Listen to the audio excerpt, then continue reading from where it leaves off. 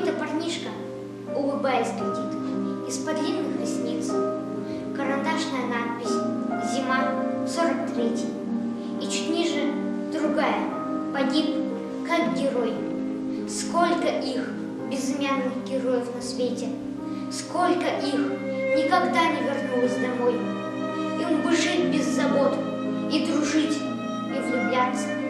Только вдруг в летний день объявили войну, и они, взяв винтовки в свои 18, шли на фронт погибать, защищая страну. Сколько судеб не сложено, песен не спето, сколько жен, матерей оставались без сна.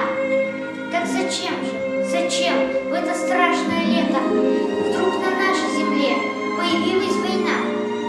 Из учебников вновь оживает картинка, раздвигая границы событий и дат, словно в памяти прошлого со старого снимка. Улыбаясь, глядит незнакомый солдат.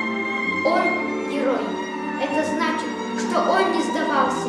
Это значит, ни шагу не сделал назад. Может быть, он в окопе один оставался, прикрывая собой отступавший отряд. Может, в грохоте хриплом немецких орудий батальон за собою в атаку повел. Только он не вернулся, как многие люди. Те, кто с этих боев никогда не пришел.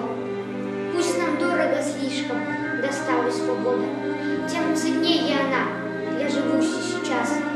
И листок пожелтевший, забытое фото, будто памятник всем, кто сражался за нас. Они отдали жизни, чтоб мир продолжался.